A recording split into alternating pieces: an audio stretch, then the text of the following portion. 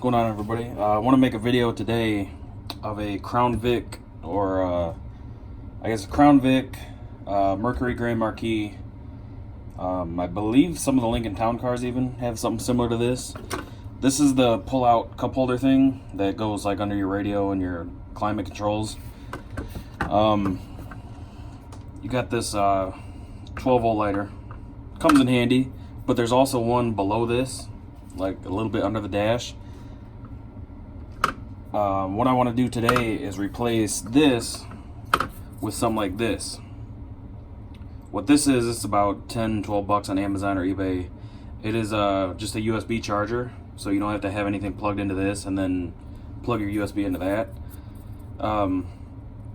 It's got two 2.1 amp USB charging ports, and then in the middle it's a voltmeter, which if you know these cars, they don't have any kind of decent gauges, so having a voltmeter will come in handy, you know, especially if you're into car audio, stuff like that, or, you know, you want to be able to watch your battery a little bit better, your charging system. So what we're going to do today is knock this out. And the easiest way I found, I just grabbed an old hammer I had. And, well, I guess let me back up here a little bit. To get this out, there's these two tabs right here. You're going to push these down, just kind of push this whole assembly down and then get to these tabs, push them down and it'll pull right out. It's kind of tight, but I got fat fingers, I can do it. Just push this down, get to these tabs and pull it out. That's it. And then there's your plug that you'll have to unplug for that. This is no tools required to get this out. So to do this, to get this out, it's kind of just held in there by like pressure clips. But doing it by hand, I really couldn't do it. I've done this on a couple other vehicles and I wasn't able to get those out without some kind of help either. So the easiest way I found on this was to basically just hold it right here, you know, hold it in the up position, and then take a hammer and just kind of tap it out. This, you know, I had to use some good force. This one's already broke since I took it out and busted these clips off, but there's a little tab there and a tab there. And that's just, once they put it in, it just kind of snaps into place. That's how it comes out, if that makes sense. And then what you're left with is a blank hole. Now, I've done this, like I said, in 3 or 4 vehicles, and these almost always fit with no modification. My last vehicle I tried to, I'm thinking it was my 2008 Expedition. When I put it in there, it was a little bit snug. I had to, you know, kind of tap it in, give it some, you know, force to get it in there, but it still went in. This one, it pretty much fits in like a glove, like it was meant to go there. Now the issue, you see it looks good, you know, it doesn't take up any extra space. Now the issue is the, you know, these screw into place basically. Like you screw this ring on the back and it holds it in place. Hopefully you can see here. There is no room because of these tabs. Obviously you're not going to be able to get this in there. Even if those tabs weren't there, it's too big. It's really limited space. So what I'm going to do is I'm going to make sure mine's, you know, exactly where I want it. Got to make sure it's perfectly centered. Which that looks pretty good right there, but I'll check it again off camera. And then I'm just going to get some JB Quick or JB Weld or some kind of epoxy. I think I have JB Quick on hand. I'm gonna mix some up and just, you know, like I said, make sure this is exactly where you want it. And I'm just gonna pour it around here. Just, you know, let it fill in the gaps and it'll hold it in place. And I mean, it's a USB cord, so it, you know, you don't need this thing to lock and hold 10 pounds.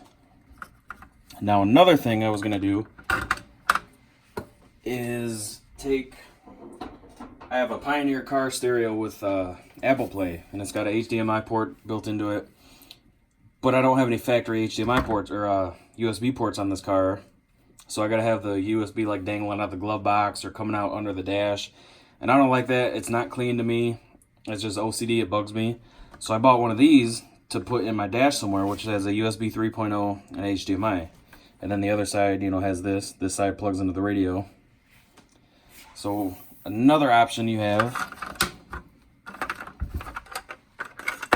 even if you don't have a HDMI on your radio, you can get these. It's got a USB and a 3.5 millimeter auxiliary input. So that's another option you have. And then obviously, you know, this one is a little bit looser, so definitely hold it in place better, put some more epoxy behind it, but that's another option. Then, you know, you fold it away and it's good. Now, I'm still not sure which one I'm going to do. So, I guess at the end of this video, you'll see, because I'll be showing you, but... So, there's that. Both of these on eBay, or I think I got them both on Amazon, are like right around 10, 12, 13 bucks. You can get this screen lights up when there's power. There's a little display here that shows your voltage. This one is green to match the forward lighting, which is all green. You can get blue, green, red. That might be it, but maybe white. I'm not sure. But yeah, this comes in handy because I hate you gotta plug the thing into the cigarette lighter and then plug your cord into that, and they're kind of bulky, and some of them are real finicky. If you hit a bump, they don't stay connected. And then you got this option too. Whatever ports you have, if you get something like this, whatever ports you have will be, you know, on the other side. So this one's USB and HDMI. So on this side, you got USB and HDMI that plug into the cord or into the radio. You know, the other one would have like USB and auxiliary input. So you'd have the USB and then you'd have the 3.5 millimeter or an RCA jack to use your RCA auxiliary. All right, by no means am I a professional applying this stuff, but it's gonna work. This is the stuff just in case you don't know what it is. It's JB Quick.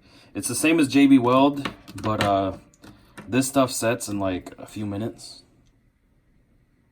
Yeah, let's see. Apply immediately. A mixture will set in 4 minutes, whereas JB Weld I think takes a little over an hour or something like that. So this stuff's great. That's gonna be more than enough. It's hard to apply cleanly, as you can see. I got it down in the crevices as much as I could, you know, to give it something to grasp onto. Of course, I got some on the prongs or whatever. By the way, wiring this up, what I'm going to do for this is just snip the plug from this, and that'll leave you with two wires. One's going to be a positive, one's going to be a negative. That's going to vary year by year because, you know, wire harnesses change and stuff like that. So get a multimeter or like an LED light, something that's it needs the right, like an LED light. It won't work if you have negative to positive, but it won't hurt it. So, you know, you can test that, see which one's positive, which one's negative, or a voltmeter like I have, where you can just, you know, probe each little connection, see where you get the 12 volts from. And then one of these is going to be positive, one's going to be negative. If you can see on there, right there's a little minus sign, and this one's covered, but there was a plus over here. The gold terminal on this one is positive, so I don't know if that's industry standard, but just give you a heads up. It's not going to work the other way around, so if you plug it in, you don't get power, just flip-flop your wires. This one does come with a little female spade connections. So like I said, what I'm going to do is I'm going to snip the plug off, strip the wire ends off, crimp these on. I actually have some better ones. These ones are like really hard plastic. But then you just connect them. And this is going to have power, just like the cigarette lighter. So the only difference with this is that this little screen is going to be on. Now, I did one in my Expedition actually almost exactly a year ago, because I got it just over a year ago, and that was one of the first things I swapped out. And that thing will sit for a week at a time, and it fires right up. This screen uses such a tiny microscopic draw that it's not going to drain your battery. If this drains your battery, you have other issues, or you had an underlying issue, and this is just, I guess, the straw that broke the camel's back, but that's not going to affect anything. Just, if it does, wire up a switch, or you can actually wire it to a switch power source, you know, so it's only on when your key's on. That's up to you. I'm not going to go into all that detail because mine's just going to have power 24/7. When it's connected, it's got power. But when that stuff's curing, you're just gonna want to, you know, double check that your thing is straight. And then I'm just gonna leave it sitting like this, so the stuff will get, you know, kind of down in there. It's really tacky already, so it's not going anywhere. But I'd leave it for probably a good half hour before you mess with it. Now I'm gonna go out in the car, crimp these on, and then it'll be ready to plug back in. That's also a good chance too, before you put that in, soak this thing in some hot water, scrub it, clean it, because these get nasty and nobody ever really cleans them. You know, lube up the little springs and the sliding mechanisms. It'll work a lot better. Be smoother and quieter. Clean the nasty ashtray out.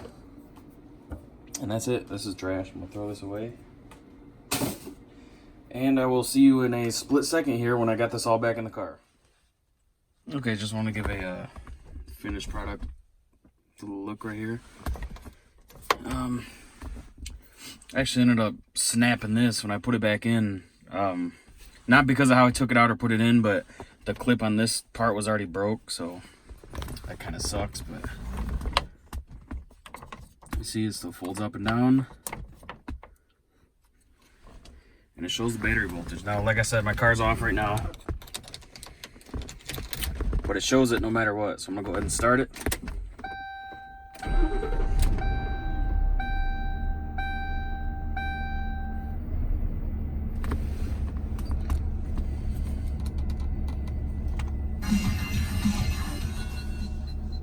So I really like that,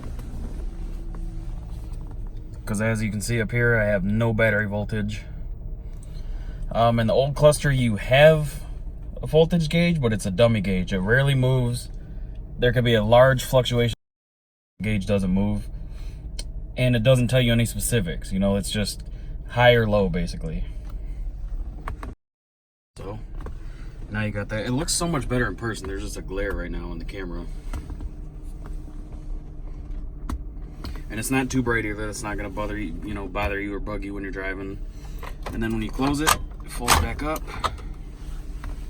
And boom, you can't see a thing. Well, I guess if you're way down here, you can kind of see the little green light, but there's the other power port I was talking about. A lot of people don't even know that's there. I don't ever use those, so I might actually replace that one with the USB and the HDMI, which would be kind of cool. So it's right out there. I mean, it's in the open, but it's not in the open. You know, it's still tucked away enough that it'll be clean. Here's what I was talking about with mine, unfortunately.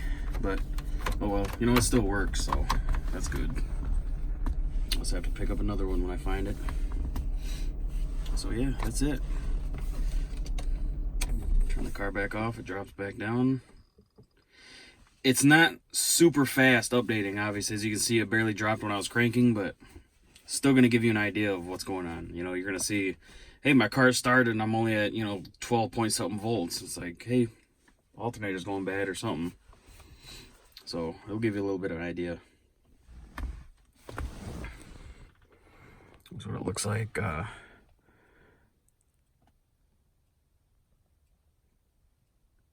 of a POV perspective.